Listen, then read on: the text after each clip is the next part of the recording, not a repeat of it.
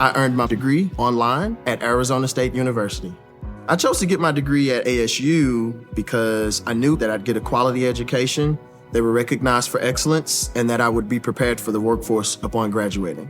To be associated with ASU, both as a student and alum, it makes me extremely proud, and having experienced the program, I know now that I'm set up for success. Learn more at asuonline.asu.edu. Allison, I want to come to you today with a really serious question about World War II. Oh, okay. I'm ready. So just pretend you're Tom Hanks or something and just really think, drop down into that and think seriously about it. I will. What is the greatest tragedy of World War II? Is it A, Pearl Harbor, B, D-Day, or C, Molly Saves the Day? I think Hanks would say D-Day.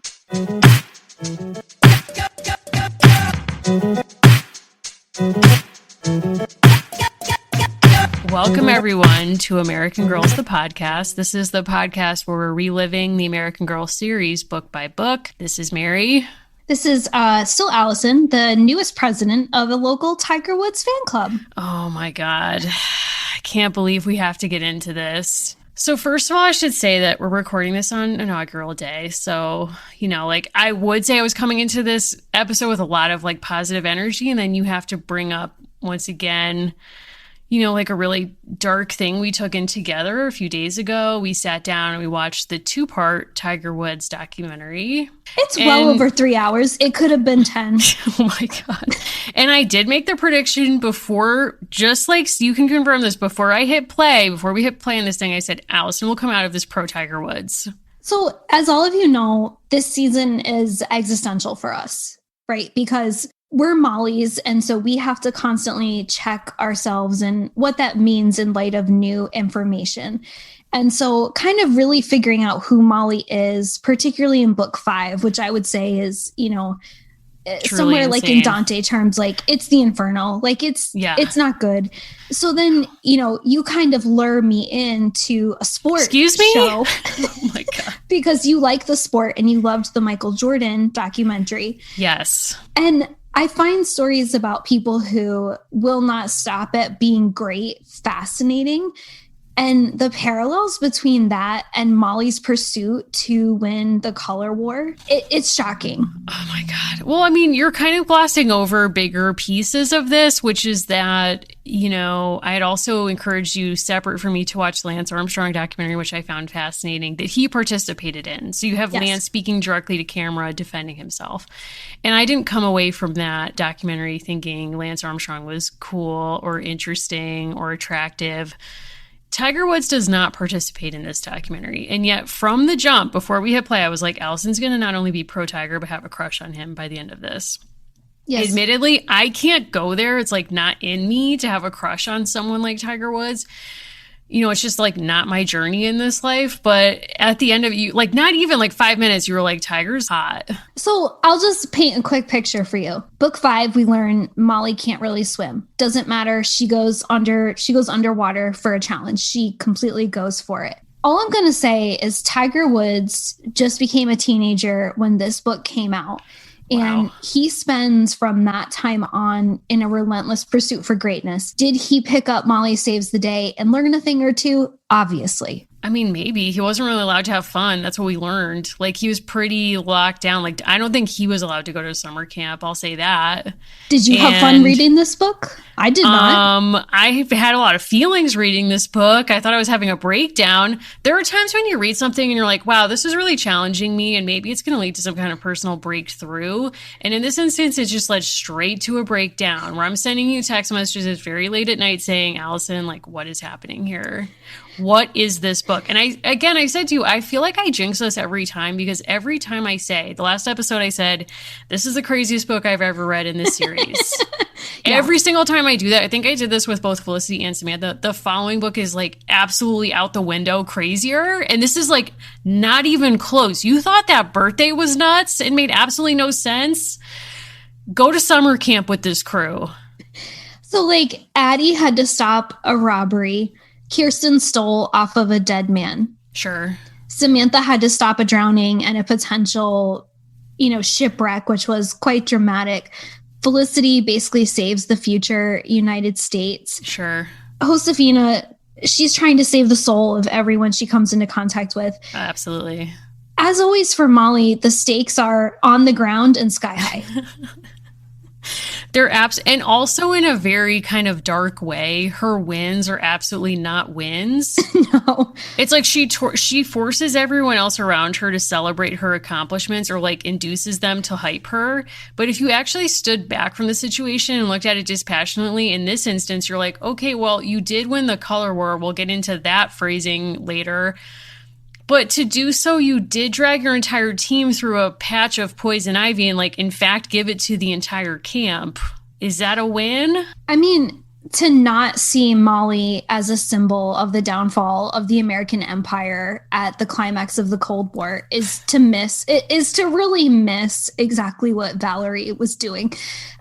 So you tend to read these books late at night when you're under a state of duress anyway. Yes. I try to set myself up in like a cocoon, right? Like I'll be eating good breakfast foods or I'll have a cup of coffee or a hot cocoa. And I try to really kind of like set a mood. When I tell you I had to keep putting this book down because I just kept saying, Valerie, you did it again. I'm not safe. You're not safe. Molly's not safe.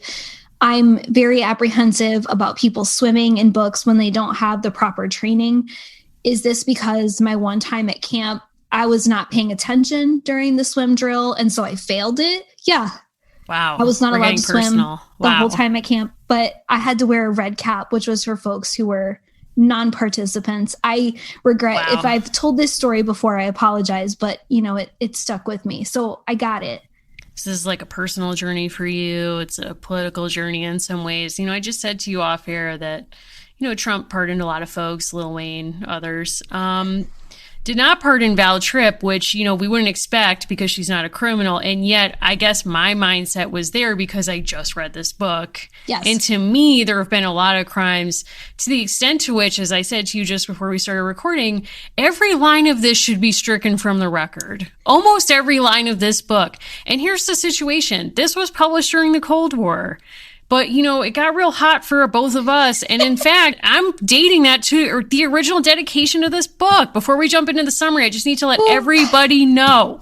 Stop what you're doing. If you're driving, pull the car over. Take a beat. This book is dedicated to the one, the only, the original criminal, the original creator, Allison. Pleasant. It just says to Pleasant. To Pleasant. That's it. That's it. Most of her books are dedicated to extended family, to friends, to young people that she's connected with. I'm going to say this. This book is set in a place called Camp Gawanagan. I don't ever want to go on again. I never want to go on again. Even once. I just keep thinking about, I don't know what year Platoon came out. I don't know if you've ever seen that, Allison. Have you seen Platoon? Yes, I have. Starring the one and only Charlie Sheen. Truly an insane film. But anyway, I just remember in Platoon, we hear in voiceover very early Charlie Sheen as a soldier in Vietnam saying, quote, "War is hell, grandma." He's writing a letter to his grandma. And I'm just saying, like, war is hell. Like, Molly saves the day as hell, grandma. And on that note, I feel like we just have to get into this. I'll get right into it.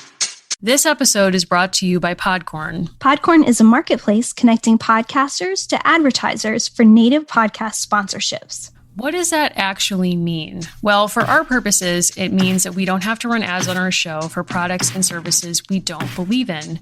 We take this community really seriously, so we've in an ongoing way been trying to match with products that actually meet our mission and our values and are things that we're proud to support. So Podcorn has been a really wonderful service where we've been able to log on to their site and find a bunch of advertisers who want to work with us that we're excited to work with as well. If you're a creator and you're looking for brands that you might want to work with, Podcorn is a great option. They have a marketplace mission to give podcasters transparency, creative freedom, and control, and you never give up exclusive rights to your podcast. Click the link in our show notes to learn how to sign up and to learn more about Podcorn. That's right. So just head over to podcorn.com and get started today.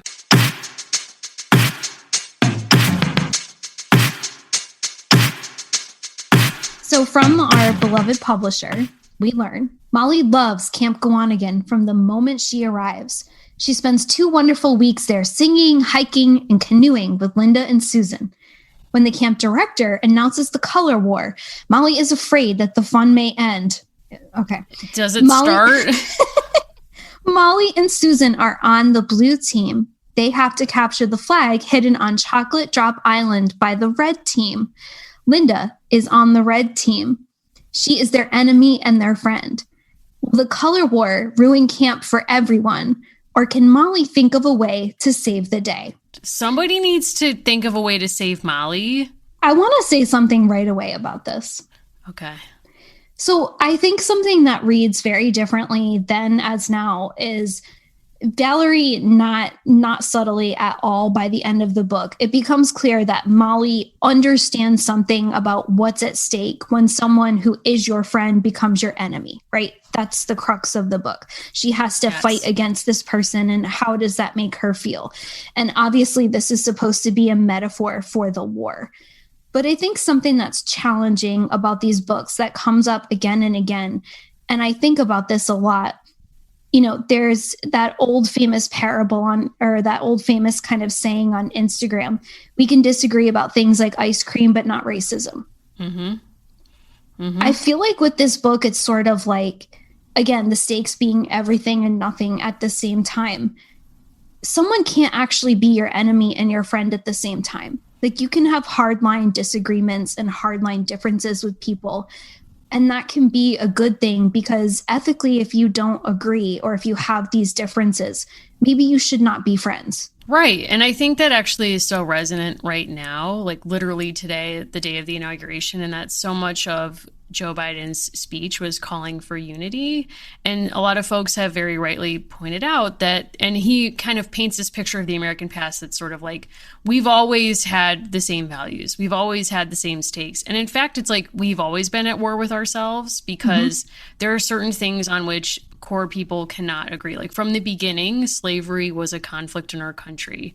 And you can't really be friends with someone if you do disagree about something. Like in 1776, if you had diametrically opposed views on slavery, it would be very hard to say, and we're totally friends and it's fine and that's not an issue. So there's this false sense of reunion that we insist upon as part of our national project that actually erases like very real conflicts that are worthy of, you know, being conflict or having conflicted views over. So in other words, like if you were to stand up and say, well, Black Lives Matter actually really matters to me, and I'm not willing to just sort of put that to the side to privilege like my friendship with you or reunion with you over that, like that somehow you're less of an American if you stand up for your beliefs. And I think that there's something in this book that's trying to echo that by saying like unity is the more important thing. But as you're saying, what the book actually reveals is you can't actually maintain a friendship, or there will be challenges to a friendship if you're at war with each other. I kept thinking, even in this description, because this really does come through over and over in the book, this line that with the announcement of the color war, Molly is afraid that the fun may end. I feel like that sentence, totally unintentionally, and obviously we're projecting because this is not what this book is about.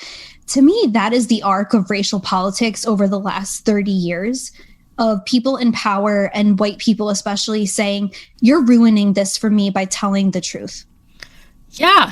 Like by talking about race in a way that is true and honest. Like, I think we don't need to get into the specifics because they really don't matter. It's going to be overturned by executive order. The 1776 report is a report that essentially says, for some people, you've ended my vision of this country by telling the truth about color, about race. So it's like as if like Molly is holding the pen, like the fun is over if you start telling the truth. Because when people start to reveal how power has been working, it's uncomfortable for people who've had it, right? Because then it starts to upend. And obviously, I know there are people perhaps listening who are saying like, this is about a 9-year-old at camp. But this book is also very selectively leaving out a much wider context that I think explains why people are able to have such a romanticized vision of literally wartime. Like, girl is in a canoe, she's crafting, and we'll get into this at the same time that for many children, life is terrible at camps. And we'll talk about what we mean by that, but...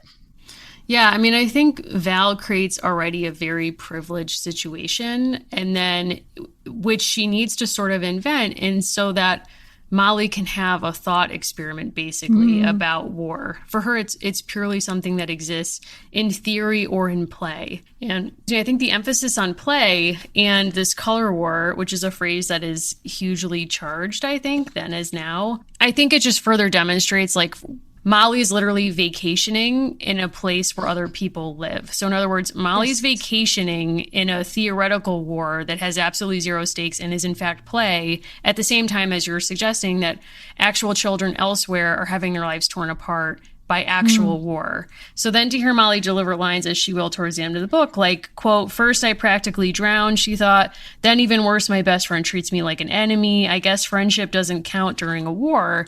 I mean, she's literally talking about, you know, a game of capture the flag. I mean, the stakes to her are like, could not be lower and higher based on, you know, what's real to her. But I think for us as historians reading the book, as adults reading the book, as people living in 2021 reading the book, it's really hard not, as you're saying, like people might be listening and thinking, hey, it's just a 9-year-old at camp. But we're bringing like all of our 2021 experiences to this. We're bringing our wider knowledge of World War II than Molly had to this. And so it's harder not to kind of think with those things as we read the book. So maybe we should actually start back at the beginning because there's so much to get into in this book that is, we're not kidding, truly insane.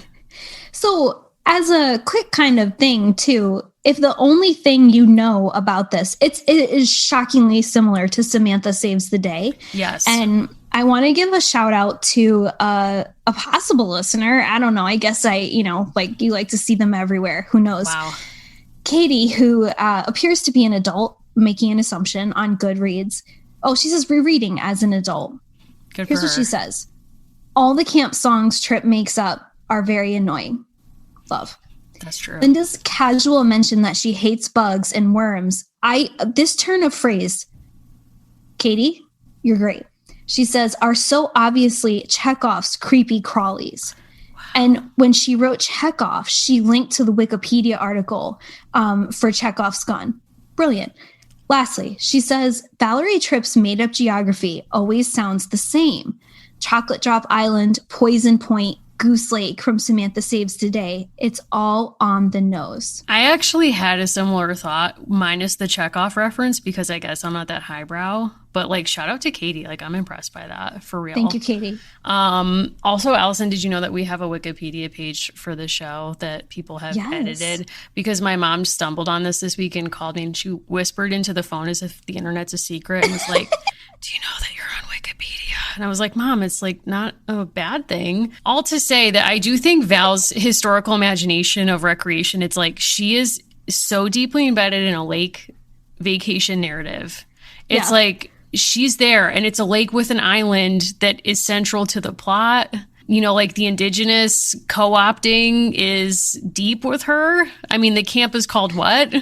Camp Gawanigan, which I tried to research to see if it's based on anything. And I think it's just a play on words. I believe Val made up that word so that it would sound like it's playing. It would sound plausible for other camps of the era that are using actual indigenous words, but it would work for her rhyme scheme for the songs that are, of course, I think in some ways valuable to her for moving the plot forward or just like showing how hyped people are about the camp. I think something that's weird about the opening of this book is that like, okay, we arrive with them at camp. And as you said, there's a moment of fat shaming about the director of the camp, which is on what page? Literally the second page. Okay, second It's page. quick. A roly-poly woman came toward them.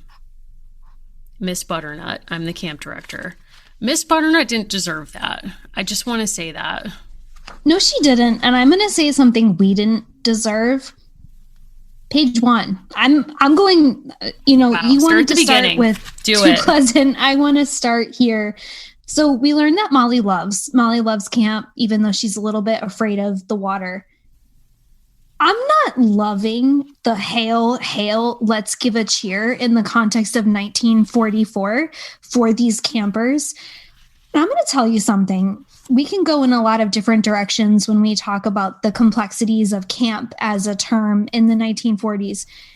there were camps in New York, so Samantha country, where German and German American youth actually saluted Hitler in the United States. Nope.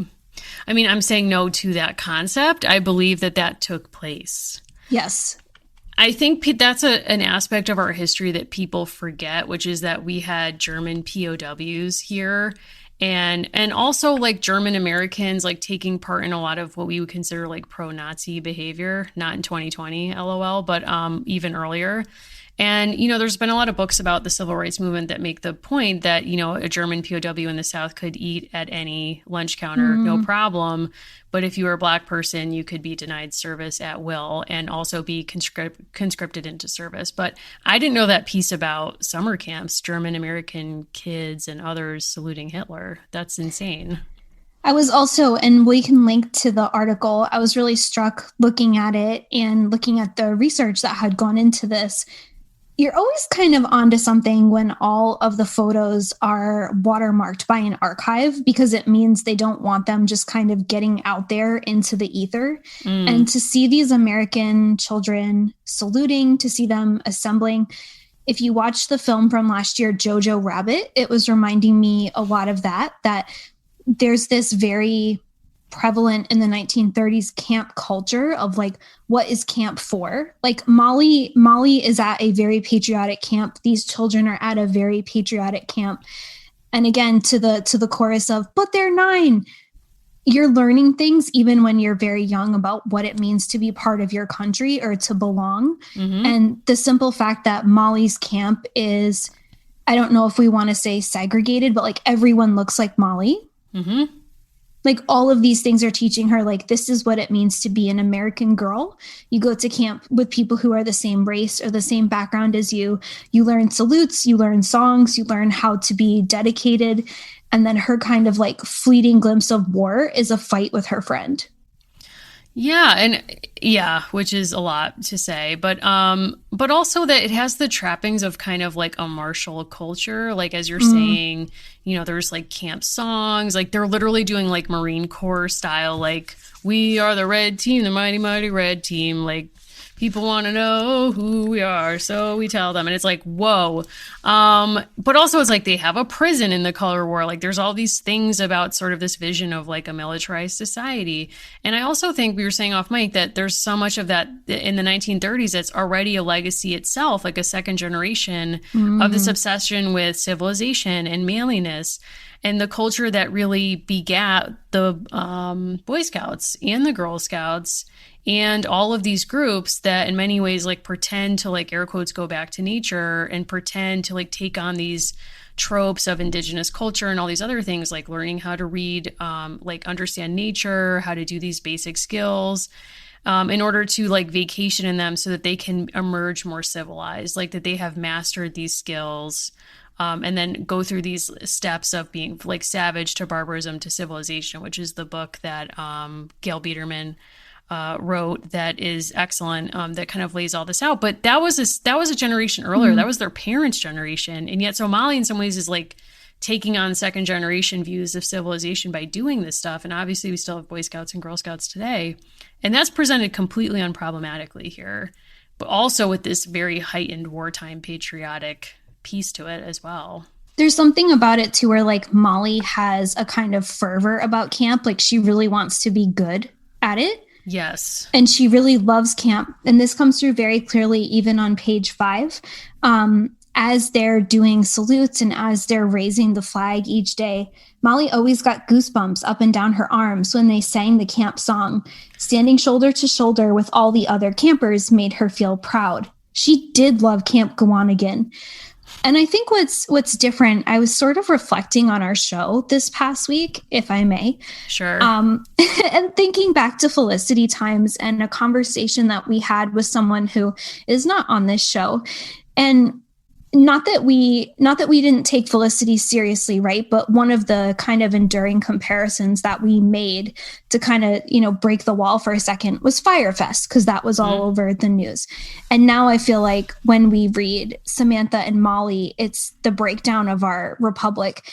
And I think the stakes have always been somewhat high when you're writing a book about what it means to be a person of a country or what it means to be an American girl. But I think it's so hard to read Molly with any kind of neutrality when we have QAnon and we have fascism on the rise and we have people with Nazi memorabilia and with Auschwitz sweatshirts storming the Capitol.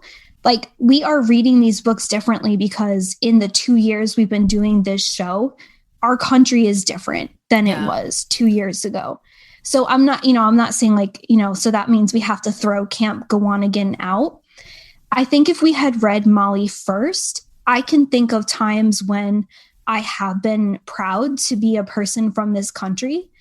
I read this book completely differently this week. Like, I struggle to feel that way. Yeah, I can, that a lot of what you're saying resonates with me. And I think there's something too about sitting down to talk about this book the day after the last day of the Trump administration, where I think just emotions wise, like, I'm feeling all over the place. Like, I'm skeptical, I'm cautiously optimistic, I'm grateful that he's out of office, I'm heartbroken at so many things going on in our country right now. Like, over 400,000 people have passed from COVID, as we marked yesterday, as a country. And it is very difficult to see this sort of uncomplicated embrace of patriotism that's now being taught to these 9-year-olds that does not speak at all about the true origins or driving factors of this war. So as Molly is embracing sort of like the window dressing of this war, or of the citizenship that it's calling for, singing the songs, saying the Pledge of Allegiance, really treasuring these rituals about her day at camp. Again, we can't help but note that we are in book 5 and there is still no mention of the Holocaust. And living as you're pointing us to 2 years into doing this show through, again, like a weird rise of the Nazis who have, frankly, they've always been in our country since World War II in small pockets. But this domestic terrorism that's been on the rise and the insurrection at the Capitol, it's so irresponsible to me that it's not in these books. And it's harder and harder to ignore. And yes, these books are crazy to read, and I was laughing reading it, but there's something to this where it's sort of like, look at the lengths that Valerie Tripp would go to not have to make these books about any of the real issues driving this war. It's actually shocking to me. And in a way, it's like the careless disregard or the innocence that a 9-year-old would have is what has happened in the sort of framing of these books. Molly takes on she references seeing newsreels because she knows that D-Day has happened. We'll get into why it inspires something that she does in her color war. Yeah, Allison has her hand in her head in her hand. But we're supposed to imagine that whatever else she saw in those newsreels hasn't happened or isn't coming into these books. And there's something about that as we read these books, it's just so irresponsible to me. What I think is such an interesting contrast, because I kept thinking about this and kind of the boundaries of what would be appropriate. Compare the difference between this and the way that Claudia in the Babysitters Club and her sister Janine learn about their grandmother's internment. So their grandmother is a peer age-wise of Molly McIntyre. And so her version of camp, in inverted commas, is being detained at a facility run by the US government. And it's hard not to think of Molly's experience on a spectrum from, honestly, Molly's camp sounds pretty cool. Like, maybe I just haven't gotten out of the house a lot. Maybe not the patriotism part, but like... Listen, the sharing a tent with 6 other 9-year-old girls, like, absolutely not. Like, I'm sorry, I have certain hygiene needs. Like, I'm not going to camp. It's just not happening for me. Like, I did watch Bug Juice on the Disney Channel, which I felt like was as close to attending camp as a teen as I ever wanted to get. And I feel like I sort of got the hype or like the crushes and the vibe and all of that. But it's like, that's as close as I ever wanted to come. I'll be honest. I was thinking I loved Bummer Summer. I loved that novel. Sure. But like Wet Hot American Summer is not for me. I did not care for the reboot. Like, honestly, camp stories don't resonate with me super strongly because the only camps I went to were really pre-med camps after Girl Scouts. So oh my that's God. kind of a different discussion. journey. Did we get to see a body? Yes, we did. We got to learn how students pick their cadavers. That's for a different discussion. It was very interesting. I had a lot of questions, but thinking about Molly's experience in the tent, it's like your mind can't help but go to the spectrum that she's on, even just thinking of American GIs or thinking of POWs and kind of their experiences in tents. And I did a kind of like thought experiment where I started running numbers on if I wanted to recreate for my Molly doll, Camp Gawanagan, I could conservatively drop $500 to get the stuff. Her saddle shoes are running at $25 to $35. We'll see if those numbers go up after we release our episode. If I wanted to get some actual World War II memorabilia and set myself up in a tent with other things from American GIs, I could spend about the same. I don't know what that tells you about our culture, but it's something.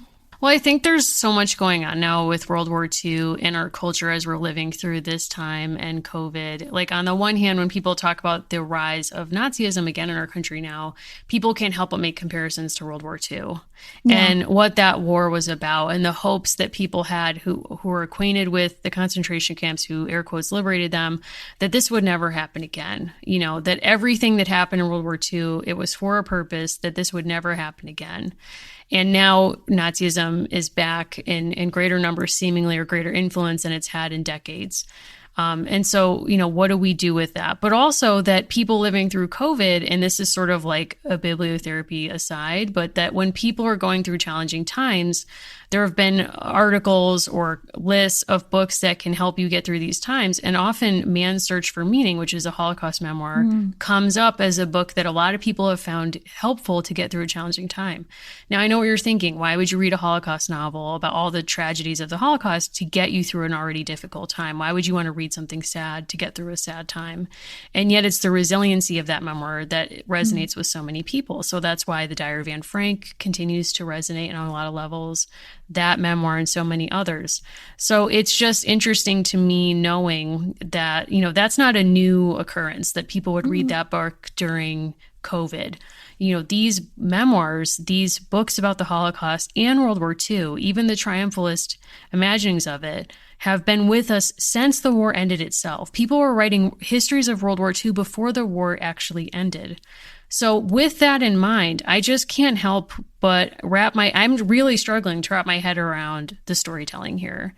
It's a privileged story of an already privileged situation. There's this scene very early on when Molly and her friends get off the bus and they're marveling at the beauty of nature at the camp. And I think it's Linda who says, there's so much sky. And I sort of paused on that because they're not coming from New York City. They're not coming from a place where there's, you know, light pollution and they can't see the stars or something like that. They're coming from a suburban Illinois town. And they already have a pretty privileged existence. So it's not like also this time of recreation. It's not like they've been pulled away from their factory jobs or getting a week off. It's like they have a lot of leisure time. Now they're getting just leisure in another location with guided arts and crafts and sports and swimming instruction and all of this kind of stuff. So, you know, really they're just privileged girls who get more privilege and then have like sort of a friend conflict when they're put on opposing teams in a game of capture the flag. That's literally the plot of this book. And Molly, air quote, saves the day by like getting the flag and bringing her teammates, freeing them from air quotes prison and leading them through a poison ivy patch back across the lake to victory. And then everyone gets poison ivy. That's the book. I think where these books kind of ping pong all over the place is whether these kids, which is what they are part of history or history is a backdrop to the story. So I think whereas Addie was very much an agent and a change maker of history, we see her participating in systems and projects where she's a very active agent. What is, you know, to your point, what is kind of puzzling and compelling at the same time about this particular story is we learned that Molly actually has a pretty in-depth knowledge of the amphibious landing that occurred on D-Day, which is also your wedding day. It's like a dream romantic date. I mean, everyone dreams of getting married on D-Day. It's just a thing. So she has this pretty in-depth knowledge, and yet the complexity of that, or the actual reality of that, is very much far away. And I think where we kind of go back and forth is like how much these kids in particular have real knowledge of things that are happening around them. And I see where the way that people respond to the series, and people have very different feelings. How much should they be in it? And to think, but it's really a privilege to ask that question, right? Like Anne Frank didn't get to see history as a kind of backdrop. I see all the time people posting like, I want to live through precedented times again, or like, I'm done living through history. It's like, you've always been living in and with history. I think things are just bad right now. I agree. Yeah. I mean, it's just bad right now. Everyone's living through history all the time. And also there's histories that we're living through. So something that struck me too is that in Samantha's book, when she's on vacation at the lake, she actually is going through the motions, or kind of doing a historical reenactment of her own personal history. She's trying to recapture memories of events for which she was literally present with her parents, going to that island and literally revisiting scenes of the photographs that she finds in the attic there. So she's wanting to kind of navigate, in actually a really serious way, some traumatic association she has with this place, and a really deep grief she has for the loss of her parents. So, I mean, in a way, it's like you can actually compare Molly and Samantha and say like, well, at least Samantha is dealing, like, she has a relationship to this place in her own personal history. Whereas like Molly has basically no relationship to this place other than she likes it. And instead it's like, it becomes almost like a Lord of the Flies situation, except that we do have Mrs. Butternut Squash, or whatever her name is. And can we just get into a second? So something that's weird about the telling of this story is that you're landed in camp. You're immediately told like everyone's having the time of their lives. Cue Dirty Dancing soundtrack. Like everyone's like vibing out, like playing softball, like ... We all know what that means. Like hanging out with friends. And then they're at dinner one night and they're like, oh my God, I can't believe we only have 3 days left of camp. This is on like page 10. And we're like, wait a second. Yeah. We're 10 pages into this book. We're already going home. And then Miss Butternut's like, no, hold on a second. She gets up at dinner and is like, guys, we all know the color war is coming. And the older campers start like clapping, and she's like, they know what this means. And Molly and her friends are like, oh my God, what is this? And then they go on this like dark night of the soul about taking part in this because they're so scared that their own personal fears will have to be navigated in order to take part in this war. We'll get into what those are in a second. But Miss Butternut says, when she's laying out the details on page 11, she says, so what's going to happen is everyone's going to be divided after dinner into a red and blue team. You're going to have a team meeting after this and elect a captain. The red team's on the island. They have to defend the flag. The blue team has to go get it with canoes and whatever else. And she's like, and listen, you may not see us, but we'll be like, all of the counselors and myself, we will be hiding ourselves to supervise this. You're not going to be able to see us, but we'll be watching. And it's like, why is this a necessary feature of this game that all of the adults have to be invisible? Okay. Thank you for asking this question. Okay, thank you. I did some research on color wars because I was trying to put my own personal bias aside, which is that we'd have to talk a lot of digits for you to get me to play a game like this today with literally anyone I know. It would take so much to get me engaged in this kind of activity. So I looked to a good source, which was Leslie Paris's book, Children's Nature, The Rise of the American Summer Camp. And I read some blog posts and a Wall Street Journal and a New York Times piece about like games at kids' camps. So one of the ideas behind the color war or the capture the flag is that it gives people a common thing to unite around that isn't one of the other markers they're normally separated by. Like, it's not boys versus girls. It's not young kids versus old kids. So part of the notion of the older kids being like, oh, we know what's going on. Kids who are in different age groups now rally on a team, and it teaches you teamwork, inter-age groups. Mary, how much would it cost to get you to participate in a capture the flag game tomorrow? $0. There's no COVID. I would do it for free. I love it. You wouldn't. Yeah, I would. This is like a core difference between us is that I was like a big time jock growing up. Like I played sports year round. I love it. I read this and I was like, wow. They were like, we play tennis and softball and basketball and baseball and we do capture the flag. I was like, I literally, Allison, this was my life when I was 9 years old in the summer. This is what I did. In the morning, I went to my grandmother's house and I went swimming. My grandmother would make me a hot dog sandwich for lunch. Then she would take me to basketball camp for 4 hours. Then my mom would pick me up. I would change in the car and go to an all-star softball practice and either play a game or practice and then go home. I did this every day for fun voluntarily. And I dreamed of going on that show Guts. Did you ever see Guts? Where it was like, da-na-na-na-na, da-na-na-na-na, Guts, and you got the piece of the aggro crag. I would have done that for free. I still would. I don't know if it's the fact that I downed an entire milkshake just prior to this. I feel ill. And you what?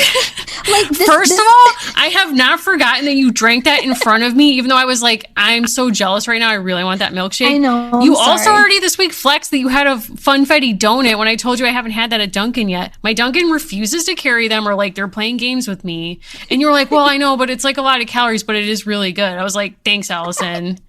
Allison's losing it. I'm just like, Allison. Okay, but I can't believe that sickens you. My former life is like a tomboy jock person. No, so it's not about that. It's wow. Honest to goodness residual anxiety of being so bad at these things and being self-aware enough to know how bad I was at these things. And I'm going to say this about Molly, because no, I think it needs to be said. Uh-oh. And again, it's like we have made the claim that Molly is a mirror, so we need to deal with this as well. It's tough. Molly, in the intimacy and echo chamber of the tent, learns in a sleepover type context what her friends are afraid of and then uses it against them. And I have to say that's no bueno. Like I have to say that's a huge violation. Harkening back to other friends that we've met, I feel like this had the vibes of the girl who was kind of mean to Kirsten. And honestly, part of me was like, for all of, everything else that was going on with Tia Dolores, Josefina would never. Addie would never. No. Sarah would never. Like so many of the friends. Felicity probably would. Like, let's be honest. Yeah, true. Like, but yeah, I mean, honestly, I was thinking a lot about this because the other night I was watching a TikTok where someone was roller skating, and I was like, oh my god, that looks so fun. And like there was disco music playing, and I was like, this is so fun. And Anna, like trying to be very nice to me in a genuine way, was like, when this is all over, I'm gonna throw you like a roller skating birthday party. And I was like, you can't. I was like, that's a beautiful intention, but just so you know, like Allison's nightmare is roller skating and I know Anna doesn't like it. So I was like, it's beautiful that you're willing to like push through that for me, but I would never ask that because it would just be me alone at my birthday party. Yes. First of all, I'd be like alone on skates, like, hi, I guess nobody's coming, like me ugly crying at Rana Roll, but like it's so dark. It's like, I would never use roller skating against you. I would never use that against you because I know how you feel about it. And and a good friend is someone who's like, okay, I know that, like, I won't even get into the TikTok you sent me about lemonade. Like, I won't. But like, let's say that we were going somewhere and you felt awkward about wanting to order water and basically make your own lemonade using provided lemons and sugar packets. I would order that on your behalf so that you could have the thing that you want, but you wouldn't have to face your fear about it. That's being a good friend. Whereas Molly, it's like, Molly, the sanctity of a friend disclosure at a sleepover, you violate that to win a meaningless game of capture the flag? But again, if Molly is a metaphor for America, which I just think she obviously is, it's like people were willing to play dirty. People were willing to use secrets, to use espionage, to get poison ivy. Probably. I could just see like Bruce Springsteen reading this book and he's like, yeah. And then goes like deeper. He's like, yeah, you think the betrayals of Vietnam are unbelievable to you? Do you know that Molly threw worms on her best friend's head to win a game of capture the flag? And you think the U.S. government didn't lie to us about Vietnam? And then he sits down and he like starts playing Badlands or like Born in the USA. And everyone's like, Bruce, too deep. So, I mean, Molly does go through some challenges. I will say they're moderate in this book, but like she feels betrayed by one of her friends. And then that's kind of why she acts out. There's a line that's very haunting. First, I practically drown. Then my best friend treats me like an enemy. I guess friendship doesn't count during a war. And part of me is sort of like, girl, who are you monologuing for? Like, who is this for? And I just keep It's thinking, too like, much. I keep kind of imagining this against the backdrop of like 1980s pen pal programs or like people to people, where the notion is like you can be friends with anyone and you can build bridges all over the world. And I think where these books are really kind of getting into a sticky place for us, I'm invoking it, I don't care. Much like 90 Day Fiancé, it's Oh like, my God. are these So dark. friendships possible across such great chasms of difference? And we've had people write to us. We've had people who are way back in the Kirsten episodes and exploring her relationship with Singing Bird and saying, yes, it is possible to be friends when you don't speak the same language. 90 Day Fiancé teaches us you don't need to have literally anything in You don't need common anything sometimes. in common. I just keep thinking about Miley Cyrus saying, I didn't mean to start a war. I only wanted to let you in. And it's like, that to me is like echoing through the ages. It's like this book to that. If you can't draw a straight line, it's like, I can't help you. But Molly basically thinks being a good friend is like someone never holding you accountable and always giving you what you want, even when it's to their detriment. Like Linda gets assigned to the other team. She doesn't choose it. No. And she doesn't like punish Molly, but she just sort of is like acting like a member of her team. And Molly's like, I guess friendship can't exist in a war. And it's like, this isn't a personal betrayal. Like, you need to chill out. I think what this book has brought out also, and there are different kinds of people in the world. Would you rather have fun or win? And what is the Venn diagram of that like for you? I would like to respond to that by quoting. That means I winning. can't even get this out. No, I want to respond to that by quoting something that I read on a Starbucks cup once that was attributed to Winona Judd. Allison's losing it. Yes. You didn't expect this, but here it is, Allison. I'm a deep well, okay? Winona Judd allegedly said, you can either be right or be loved. Stop. No, that's like neoliberal nonsense. No. It was on a Starbucks cup, so that actually fits. But I'm just saying, what was your question? So I think there are people for whom winning is the joy. And there are not for people me. I don't care like about that. me, because you've played board games with me. I would rather throw it. And We have both did. fun. We played that Hitler game and we both like took Secret it to Hitler. such a weird place. And like everyone was like trying. I think the more I play a game and there's someone in the group who genuinely is obsessed with winning, the more I take it to an absurd place because Yes. it's all insane to me and I don't care. Like, that's my joy. Like Molly, dead serious is like, we're gonna recreate the D-Day landing. I have seen the newsreels, and we Oh are my gonna God. line up these canoes and land. And you know, spoiler alert, ladies, we thought it was red versus blue. All along, it was pink because she has to slather her body in lotion when she gets covered in poison ivy. I would have liked a reckoning of, was any of this worth it? Because my answer is no. Absolutely not. Think of the fun. Like, okay, so like we haven't been able to have like this kind of fun friend time because of COVID. How good does it sound just being out on canoes with your friends? Like, honestly, if I was part of this, I would have been like, hey, everyone, this game doesn't matter. There's really no discernible prize that's worth fighting over. We could have a great day just out picnicking, partying in the canoes. That would be joy to me. I was reminiscing the other day about, I don't remember which birthday this was, but you took me to that movie theater that was playing that play with Helen Mirren playing the Queen. And we Yes. went to this like really cool movie theater and like we got ice cream or something. We just had like this really, really fun day together. And I was like, RIP, like I miss a fun, like I just have not seen you in the flesh in a long time. And it's like, yeah, I'm seeing you now, but it's not the same. And I'm like, remember those days when we would have a friend hangout? There was nothing competitive about that. Like, No. It was just like spending time in someone's company. If you looked at this book, if somebody had just said, hey, girls, do you want to go out in the lake and canoe? And at the end of the day, you get an ice cream cone? Because that's what everyone gets. Both teams after this, they all get an Yes. ice cream cone. Yes. This to me, like when I was in gym class, the only thing I genuinely hated was the presidential fitness test. If somebody said to me, Mary, you can run a mile and at the end of this mile, you get an ice cream cone, I would be like, great. The people who run outside for fun, I'm having your head examined. I don't get it. But if someone was like, hey guys, do you want to run to a Dairy Queen? I'd be like, let's go.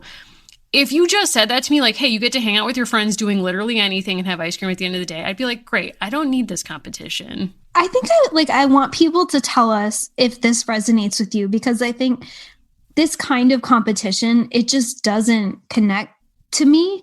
And even thinking about the games that they contrive in Babysitters Club, very stressful to me. Very stressful thinking about field day, thinking about days from my own elementary and middle school experience. Sports is different. Not my Sports favorite. is different to me because I'm a huge basketball fan. So playing basketball, I always played in a tournament called February Frenzy over February break.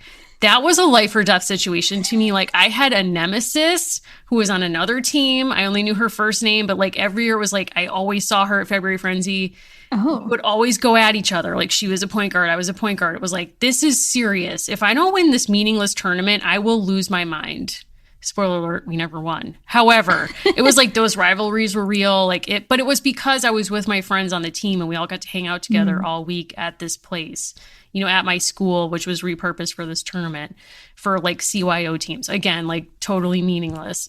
That was where it felt real to me. But again, it was really an exercise in friendship. Like, I get to hang out with my friends, but the outcome did seem like it mattered.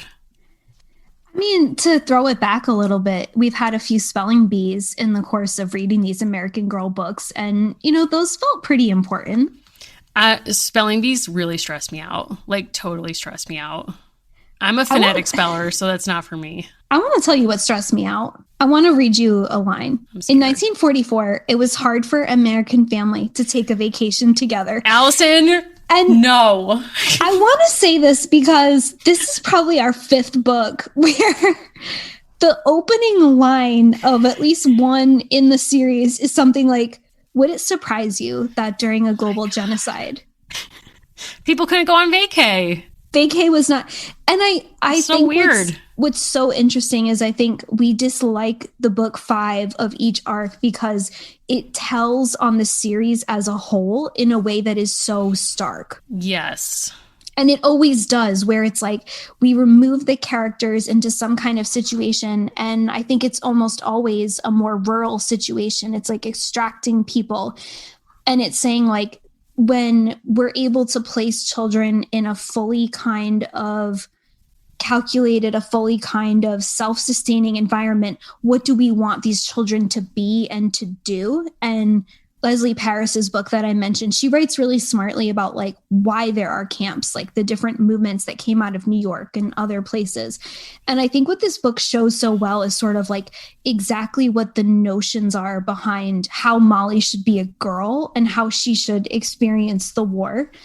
This portion just honestly took me aback because I think this particular part, because of stuff that I'm working on outside of here, part of why it bothers me is there's a whole kind of thread within anarchist and working class communities of retreating to nature and retreating to campsites and finding meaningful community in those. Mm-hmm. And I think the way that this is written about, it's sort of like, well, camps are for people to leave their middle class lives to have an experience. And that's what they are. And that's what it's always been. I think that's true. And I think I was actually thinking about the people in my life for whom camp has been really meaningful as I was reading this book, because I know that it's not my experience, but that's definitely not to say that that's everyone's experience. And I actually had a boss when I was in college who, like, her closest friends in the world were her friends from summer camp. And it was because, as she explained to my coworker and I, that she grew up in a town where there was not a lot of Jewish families. She was Jewish, and she would go to this camp for Jewish kids in the summer, sleepaway camp. And it was like, she met all these other kids whose life had the same sort of like ritual and culture that hers did. She didn't feel as like outside of things. And they were like lifelong, really deep friends. And it was her joy to like send her kids to this camp when they were young and so on. And also, like, I've known kids who have also gone to like performing arts camps in the summer, and it had a similar experience where it was like, I feel weird at my school and I don't feel weird in this place. There's a great movie called Camp that's about this. If you've not seen it, it's sort of a musical. I watched this when I was a teen, and I'm looking back and I'm like, there are times literally where I'm like, how did I not know I was gay? And that's one of those moments. But it's a really great movie. So I think it can have like this empowering thing if, like I'm saying, you're not like part of the mainstream culture and then going to be with the mainstream culture in another location. But I think for this, I think what's resonating with me is like the peek into the past is truly bonkers. Like the level of dissonance that went into the writing of that, that's like, yeah, it might surprise you to learn that like people couldn't go to Cabo during World War II. Like, weird. That's the tension, right? So we both really appreciated the documentary Crip Camp, which gets into the exact dynamic you're talking about, where people who are disabled, who don't have community where they're from, create these lifelong friendships, alliances, and in some cases, activist circles out of literally going to this camp. And in our area, there's the Hole in the Wall Gang Camp, which is a really important place. But I think part of where we're bumping up against the writing specifically, so I'm not coming for camp, is this is also the age of Auschwitz, of Manzanar, of the Gulag. Like this is the age of where camp has a lot of different meanings. And we're going to do a whole episode on this, but a listener a long time ago pointed out for us, as she was rethinking the Molly story, the distance between what women had to go through to survive every day in a concentration camp and the challenges that are presented to Molly. Yeah. And I think, part of what she's pointed out to us is the very real ways that those camps were sites of female friendship and solidarity and mutual aid, in ways that actually this book is fighting against. Like, yes, there's friendship in this book, but it's really not about mutual aid. It's really a story that centers Molly as she emerges as the leader and the substantive captain of this team and saves the day. It goes from being a story that pretends to be about community and collective action to actually being a story about the triumph of an individual. And I think that's also another kind of like sad parallel for like American history in the 20th century, is that increasingly it focuses on the individual and really the benefits that society can serve for that like singular person, not a sense of like collective well-being. So that's another like really important, I think, contrast to keep in mind, is like we think with this idea of camp in World War II. I mean, maybe because I'm a pacifist, I sort of feel at the end of this and every war, like who actually won?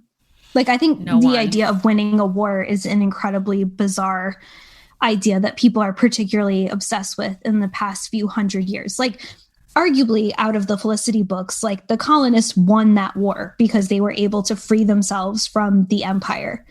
Right. Is that really like winning? I think is kind of a strange idea. Like Molly ends up riddled with poison ivy. She has tested her friendships. She's carb loading to kind of like get through it. She's writing a weird letter to her dad. Like, if that's winning, I don't need to participate.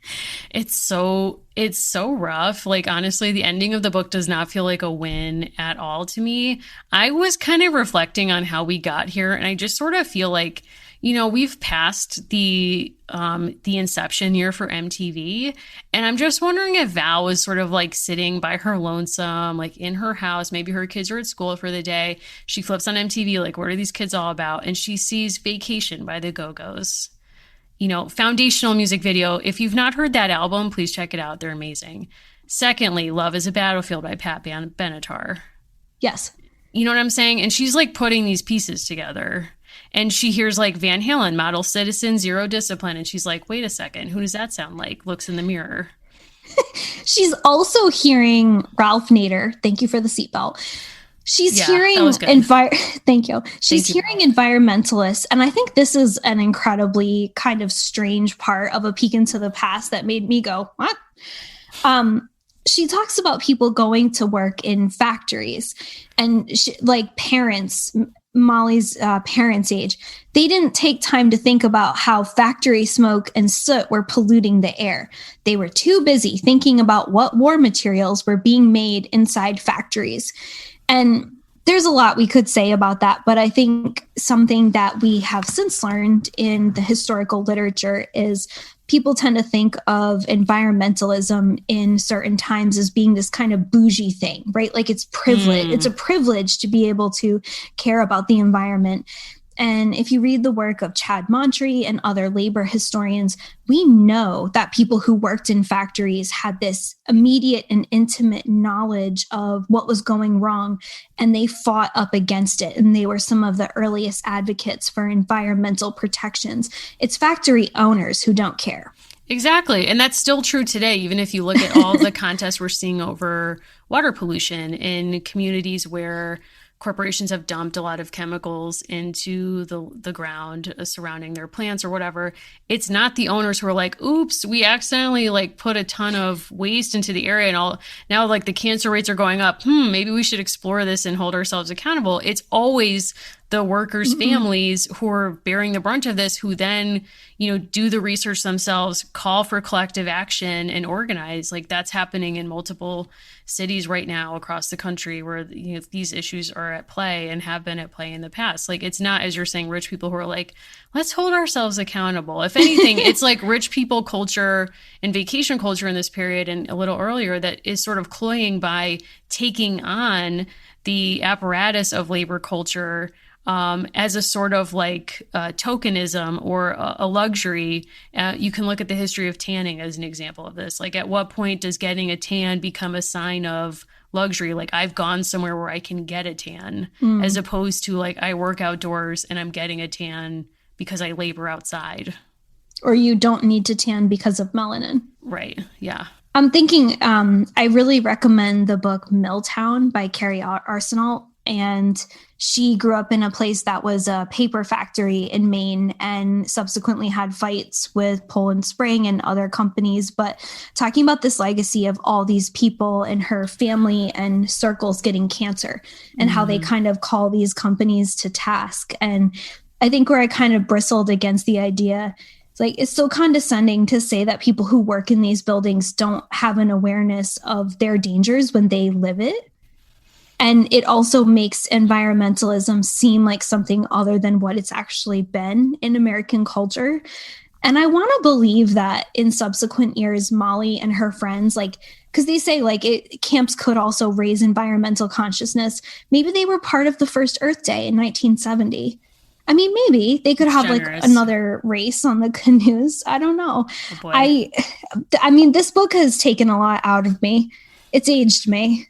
Do you think she celebrated the first Earth Day while she also proudly voted for Nixon as a member of the silent majority? Yeah.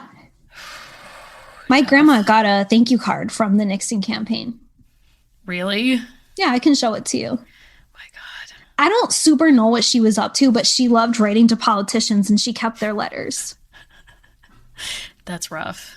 She was working during World War II. She was a wage earner. That's pretty cool. Yeah. I mean, I don't know. I guess she had to. I don't know if it's cool, but I mean, we're coming to a point where the next book is 6. It's happening. Can't believe we made it. I can't either. I mean, we'll see if we make it. I don't want to declare victory if we're not there yet, but I'm going to need some counseling after this. What does it all mean, Allison, that this was our mirror? I don't know. I mean, I think the fortunate thing is after we do book 6, we are far from done with Molly. We are lining up people that we want to talk to. There's a lot more we want to explore about her stories and then also what's not covered. So different ideas and stories about girlhood, particularly related to the Holocaust and the war in other contexts. And of course, we have to watch the Molly film. Can't wait for that. Truly cannot wait for that. And then after this, just because some people have been asking, we are doing Kaya. So we are going back a few hundred years after this. And in a weird turn of events, this show has created a lot of competition for those books. So, I am still pursuing them, but I will get them in time. It's happening. Absolutely. So it is very exciting. So if people want to find you, if they want to talk to you about any of these issues, where should they do that? Please seek me out on Instagram at Mimi Mahoney. I've loved yesterday was Dolly Parton's birthday. A lot of listeners sent me Dolly items. Love it. Love hearing from our listeners. And on Twitter at Mary Mahoney 123. And Allison, if somebody wants to reach out to you to kind of talk you through your fear of roller skating or, really any of these fears at this point, where might they find you? Yeah, and I'm going to be honest. I'm looking for leads on Molly's saddle shoes because my Molly has been wearing colonial garb and it's time. It's time. So I can be found at Allison Horrocks on Twitter and Instagram, where I love to hear from folks there. You can also follow the show at A Girls Pod on Twitter and American Girls Podcast on Instagram. You can find our email, our P.O. box, and every other way to reach us right on our website.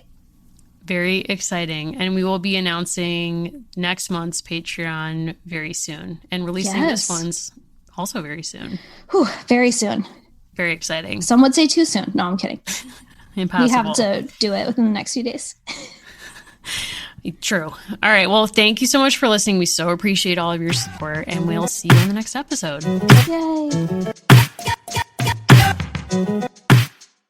Yay.